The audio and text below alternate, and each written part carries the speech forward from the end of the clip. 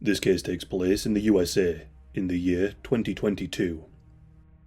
Meet Nicolae Miu. Nicolae was born in 1969 in communist Romania, a time when the country was under a harsh and oppressive regime. The era he was born into was marked by extreme political repression. Many people were sent to concentration camps and labor camps, similar to what is seen in North Korea and China. Executions for political reasons were very common, making it a dangerous and unstable period. Nicolae's family was one of the families that faced severe persecution at the time. There was his father, mother, and twin brother. The government controlled everything, and the country was under extreme tyranny. So Nicolae's father and mother expressed that they wanted to leave Romania, and because of this, they lost their jobs and were labelled as traitors to the nation. Also, to attend school, students were required to swear allegiance as young communists. As the Miu family were branded as traitors to the state, Nicolae and his twin brother were expelled from school and placed under house arrest for about a year. Nicolae's father suffered brutal treatment at the hands of this regime. On one occasion, during a particularly cold winter, he was stripped of his clothing and sent home naked on a bus. And another time, Nicolae's father was poisoned yet somehow survived. Despite these hardships, Nicolae and his twin brother were determined to live their lives, and they once attempted to leave the house to see a movie. However, the KGB, which was the secret police force, was monitoring their home, and they apprehended them in downtown Bucharest. The KGB waited until they had purchased their tickets before apprehending them and seriously beating them. The KGB had previously targeted their father, attacking him while Nicolae and his brother had tried to intervene. Because of their intervention, Nicolae ended up with broken ribs and his brother was left bruised and battered. As a result of the KGB's violence, Nicolae's father was injured to such a degree that he was placed into a coma. Despite these dire circumstances and having to fight for their lives, Nicolae and his family managed to survive this brutal regime. With the help of the American government during Ronald Reagan's presidency, they successfully escaped Romania. According to the family, the US Secretary of State Alexander Haig created a list of individuals to be rescued from the country, akin to Schindler's List.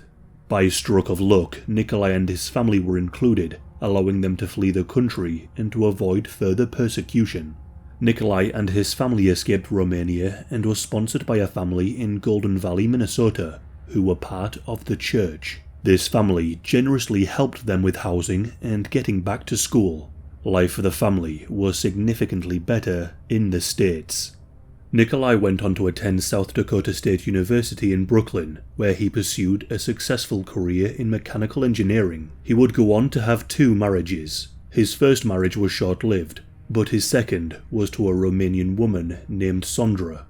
His father arranged the relationship, and Nicolae went to Romania to meet her. Nicolae brought Sonia back to the United States, and they started a family, having 1 child together. Throughout his life, Nicolae was known in his community for being helpful. He was often found on rooftops cleaning gutters, assisting the neighbours with DIY and handyman work. His colleagues often spoke very highly of him, and considered him to be a dear friend. He was known as friendly, always ready to cook, socialise, or partake in outdoor activities like boating, fishing, and hunting. He had all of the best and most expensive gear for his hobbies. Whilst Nicolae was intelligent and sociable, his brother would later say that he didn't have street smarts. Nicolae had a lack of awareness that made him sometimes naive and gullible, and his lack of judgment was about to lead him into an incredibly horrific and tragic situation. In recent years, Nicolae and Sondra enjoyed a peaceful existence in Wisconsin. However, in 2020, he suffered a heart attack, leading to a quadruple bypass surgery.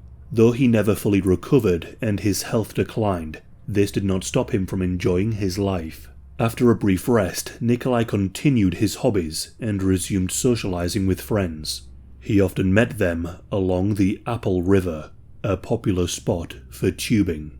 Tubing is a pastime where people float down the river on inflatable tubes during a hot summer day, and this was something that Nicolae enjoyed, and on the 30th of July 2022, he did just that.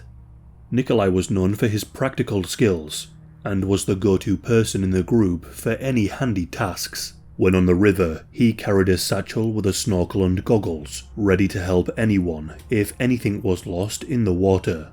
Also in his pocket was his trusty knife, which he would use for cutting ropes if necessary. On this day, as the tubing adventure began, everything seemed normal, peaceful, and joyful, although the events that followed would be anything but this. On the day in question, the river was occupied by several groups of people, but the court case focused on two main groups aside from Nikolai's group. One group, referred to as the Teens, consisted of a group of friends. They were all around 17 years old. This group included Isaac Schumann and his best friend since 7th grade, Alexander Vang, along with their friends Joan Cockfield, Owen Peloquin, Ryan Nelson, Landon Weyer, and Larian Davis. Group 2 was known as the Carlson Group and had a mix of adults. This group included Quinton Carlson and his two sons Dante and Tony Carlson, and with them was Tony's friends AJ Martin, Riley Mattison, Madison Cohen, and several others.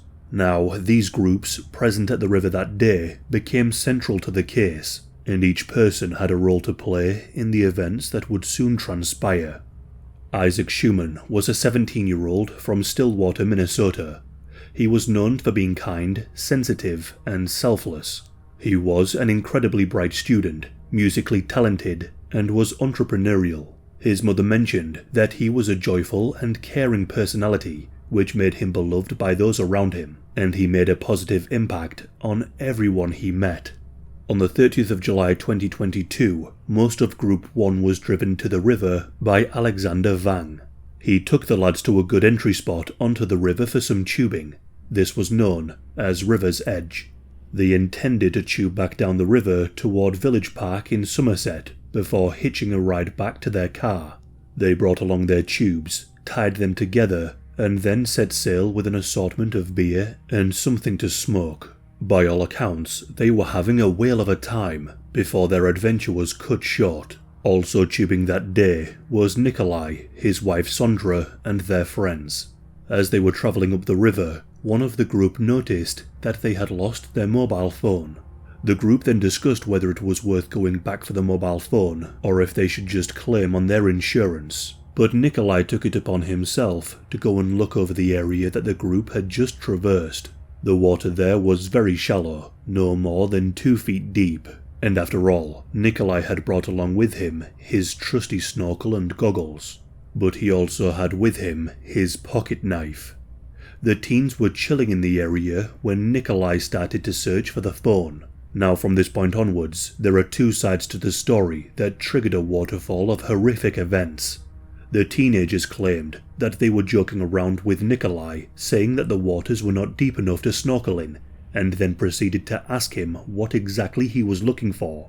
The teenagers claim that Nikolai responded with, "I am looking for little girls." Nikolai denied this and claimed that he didn't even reply. Perhaps Nikolai made the remark with a dark sense of humour, or maybe he didn't say anything at all. Either way, the teens claimed that they were taken aback by his comment. Whether his words were intended as sarcasm or whether they were completely understood, the effect on the group was immediate and unsettling. The teenagers would later claim that they believed they caught a man in the act of doing something horribly wrong, and so they began hailing accusations at him. The group of teenagers began shouting to other groups, shouting that Nikolai was looking for little girls, and then shouted more accusations, escalating the tension in the situation. The teens' accusations spread quickly across the river, causing alarm and drawing the attention of everyone nearby. Nikolai claimed that he was overwhelmed by the heckling to the point of silence. From his position, he was being mocked and abused by cruel teenagers. Nikolai tried his best to ignore the teenagers' taunts and continued searching for his friend's mobile phone. At one point, Nikolai thought that he spotted the mobile phone, only to realize that it was allegedly in the possession of one of the teenagers. In response, Nikolai hurried towards the group in an attempt to retrieve the mobile phone. As he reached for the device to see if it belonged to his friend, the situation escalated, and in the commotion, he dropped his snorkel and goggles. Throughout this ordeal across the river was Group 2, the Carlson Group. Quentin Carlson also noticed the commotion across the river involving the group of teenagers. Concerned by the teenagers shouting, "Get away," he asked his son Dante to check on the situation and help defuse it before anyone got hurt. Dante Carlson, along with his friends Tony, AJ, Riley and Madison, headed over to see what was happening. They were all in their early 20s. When they arrived, they found the teens partially encircling Nikolai. They were shouting him to leave and to walk down the river, but Nikolai had come to search for the phone, and now he was looking for his snorkel and goggles that he had dropped. But then, during this commotion, Nikolai started fiddling with something in his pocket. The Carlson group was confused, and erring on the side of caution, they asked Nikolai to leave, but Nikolai remained silent and didn't say a word. When Nikolai didn't walk away, the Carlson group grew concerned for the teenage group. So Madison and Riley stood in front of Nikolai, pushing him to leave. By this point, Nikolai had gone from fiddling with the knife in his pocket to having it out in his hands, and nobody noticed. When Madison let loose a fairly strong push and shouted at him to leave, Nikolai struck her in the face with his hand. This may have been a slap or a punch, depending on the account. Once this occurred, the situation plummeted into disaster.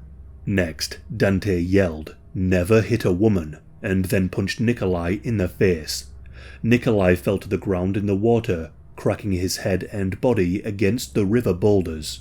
Dante followed up with 2 slaps, whilst Nikolai was partially submerged in the water.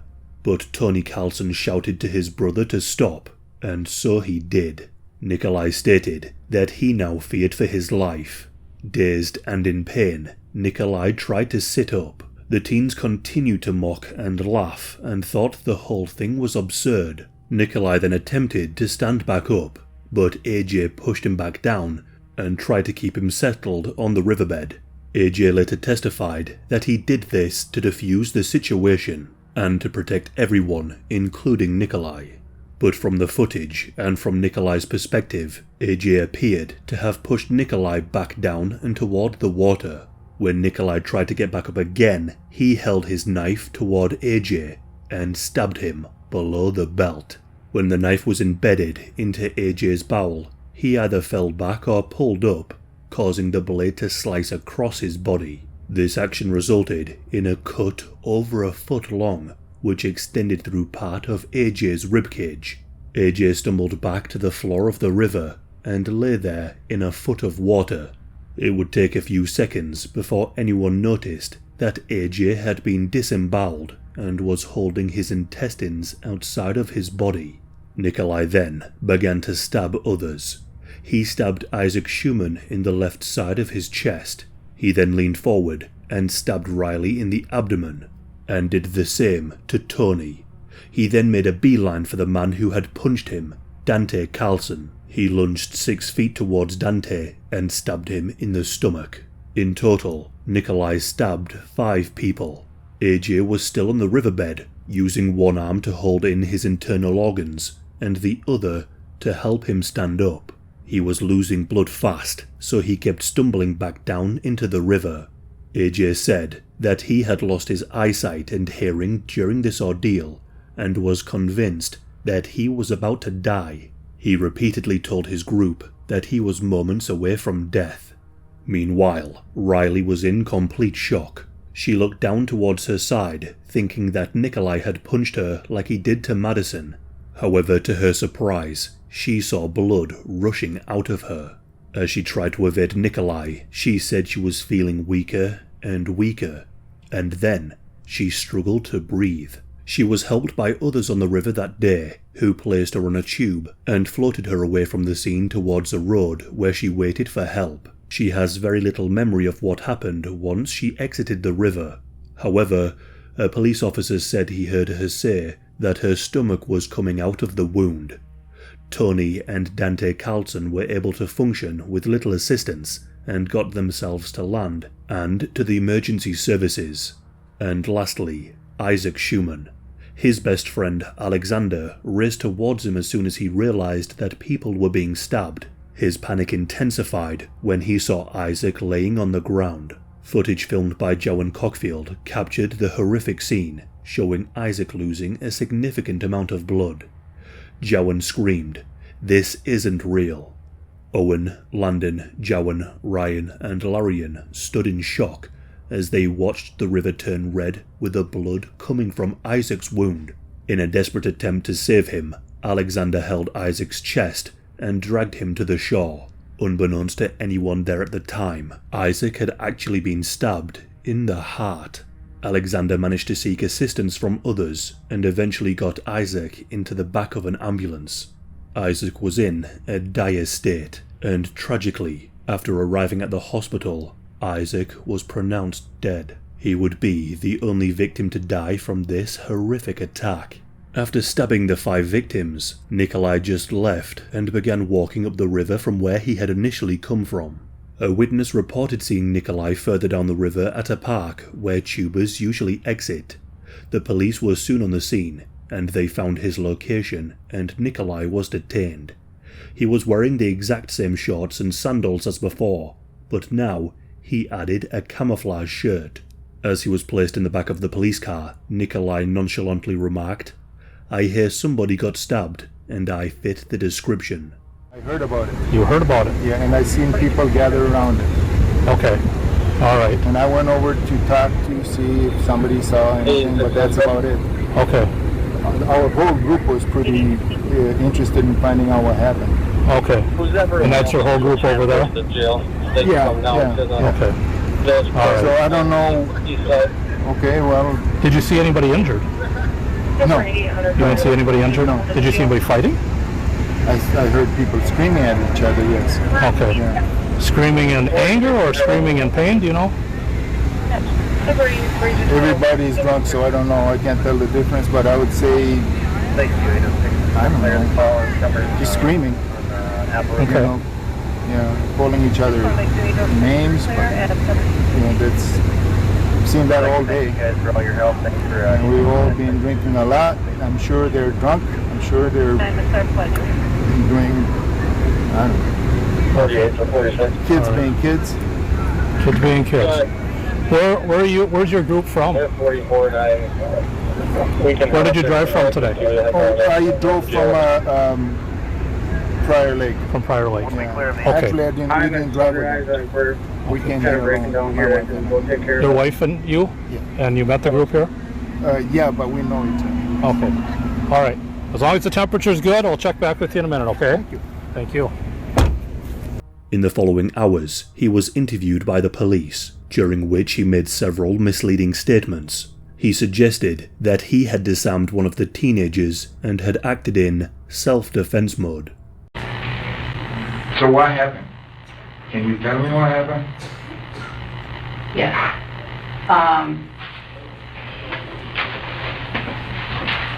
4 people went to the hospital with injuries, Oh my God. and 1 person died. Oh no. I don't know any of their names, and I don't know any genders, so I don't Was know. that because they fought each other, or is I that don't know. I don't know. I don't know what their injuries are. I was with Sandy the whole time, and then when I kind of turned Sandy over to Ernesto and Amy, then I came here. So I have no idea what their injuries were. Oh my God. Oh my God.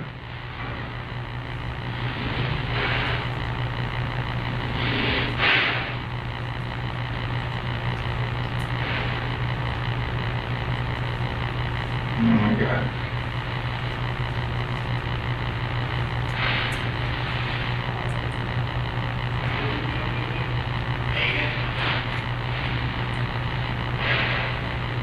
So we just need to be able to like piece this together. You know, in your statement, What other pictures did they give you of me? just that one. That's the only one I have. They didn't take. They have lots of cameras. You should take their cameras. Yes. And so I have colleagues, Yeah. investigators that are talking to all of those, you know, the people in the group and the other witnesses. So yes, we are trying to collect. And I told Ernesto and Amy, because they said that Rosie Rosie, Speaking of our pictures? Yeah. Okay. But I don't think she took any pictures of those guys. There was, at the stop up here. Yes, but Yeah. you were snorkeling. They might have been like taking a selfie or I something, see. and we could get these guys in the background that they don't even realize they have it. You know what I mean? Yeah, I see what you mean. So I asked them to go through their photos so that we would be in contact with got them. Got it. Well, I was, all of a sudden you say that, it was like, why would they take pictures of me going over there? No, you just never know what you get in a picture. Yeah. If they're sitting here waiting for you and somebody else to find the phone. Did you find his phone? I don't know. Again, I've been with Sandy pretty much the whole time, and now I came here with you. So I do know I did get a message that the goggles and the snorkel were found. So that's all the information that I have about like items that were located.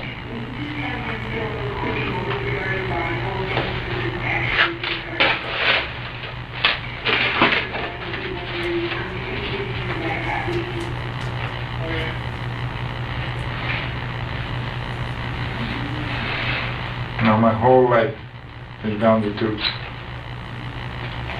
Well, I don't know if that's the case, because people have the right to defend themselves. I know, but this is Wisconsin. This is Wisconsin. Okay. You continue on. I usually know that people that defend themselves, they end up being accused of being this and being that. Well, I think if you'd asked me what I would have done, Yeah, I mean, let's not say I don't know. that. Yeah, you don't know. I don't know. I would have been scared shitless, I can tell you that. When that many people try to pull your pants down and hit you, and two boys had knives on them. They didn't find any of those two knives? I don't know. I don't know, but we're looking, and we're looking before it gets dark out. Okay, right now it is 8:40. I'm glad I actually took that kid's knife. He would have stabbed me. He was not there to scare me. He was there to harm me.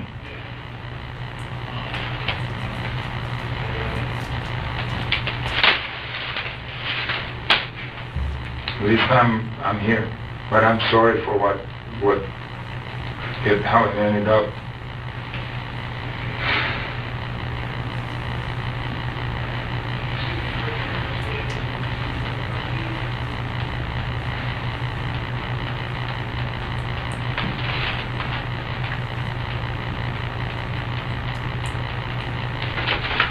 Still scared, like I said. I'm scared that they're going to be finding out where I live, and they're going to be hunting us at night, and they're going to be hurting my wife.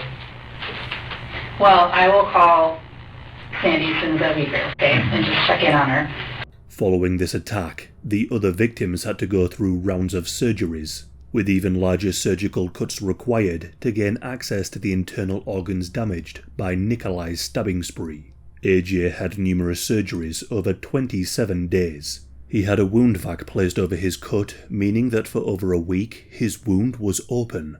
This was so surgeons had access to the internal organs, to make sure that they could account for all of the damage. He also had to be fed from a tube and lost nearly 50 pounds.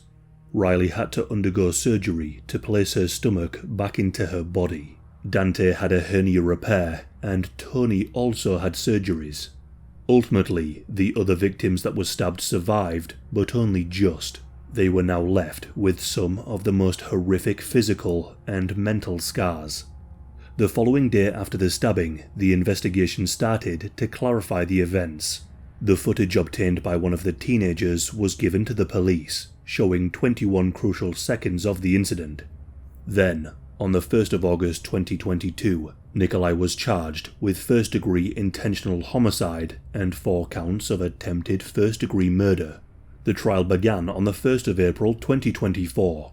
A jury was seated, and both the prosecution and defense delivered their opening statements. The prosecution positioned Nikolai as the aggressor in the altercation. They argued that Nikolai had multiple opportunities to leave the scene when the teenagers began yelling and taunting him, but he chose to stay and to escalate the situation. In contrast, the defense attorney portrayed Nikolai as acting in self-defense. They claimed that Nikolai was surrounded, threatened, and physically attacked, leaving him no choice but to defend himself in this situation. The defense further aimed to discredit the witnesses by highlighting that many were intoxicated at the time, which could have impaired their judgment and memory of the events. They pushed for the narrative that Nikolai was not the initial aggressor, but was instead trying to protect himself in a chaotic and threatening situation. But part of the prosecutor's rebuttal to these self-defense claims is that Wisconsin does not have a stand-your-ground legal position like many other states. Rarely seen in other cases, Nikolai took to the stand himself and underwent cross-examination. The defense saw this as an opportunity for him to say his side of the story, emphasizing his pain and trauma that he went through. He spoke through his version of events, referencing a fear level out of 10, which slowly crept up, reaching its peak when he hit his head on the boulders. Nikolai stated that he was never angry and only scared. One after another, witnesses and victims came forward to the spotlight and testified as to what they saw and how they felt. Both AJ and Dante unbuttoned their shirts to the courtroom, showing the scars they had acquired, whilst sitting 20 feet away from the man who had done it. And Isaac's friend Alexander broke down several times when he was asked to recount his version of events. It actually goes from, like, you can't see it super well in the picture, but it goes above my ribcage too. They didn't have to open me up, I was already open. Do you know, can you show with your hands about how long the laceration was? Yeah, about that. I mean, it's below the belt line to above my ribs. Are you comfortable showing, do you have a scar? Yeah, quite a big one. Are you comfortable showing the jury? Yeah, I can do that.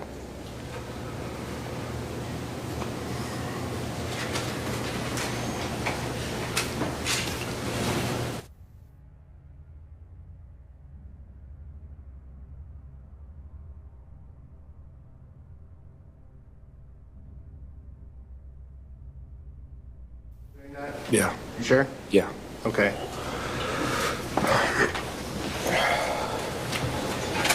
Actually, it might be faster to just untuck it.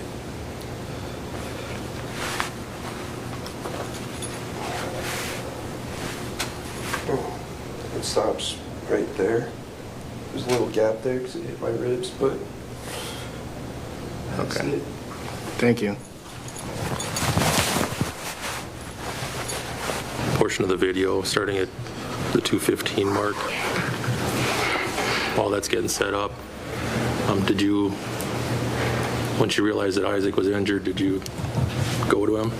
Yeah, I immediately grabbed him, saw that he was injured and wasn't able to completely move, and that's when I decided I needed to hold pressure onto the wound and drag him to the shore. Did you do that? I did.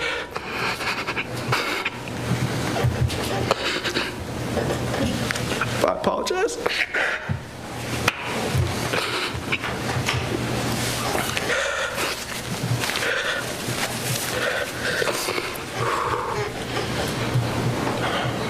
At some point, did some folks stop to help you care for Isaac? Yeah, some adults came by and helped us out.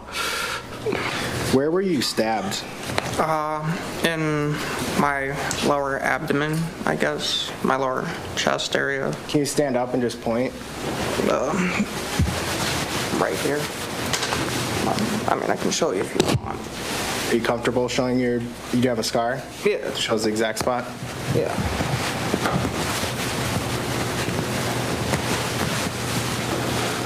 Is that, looks like a little bit off to the center, to the left, right below your rib cage?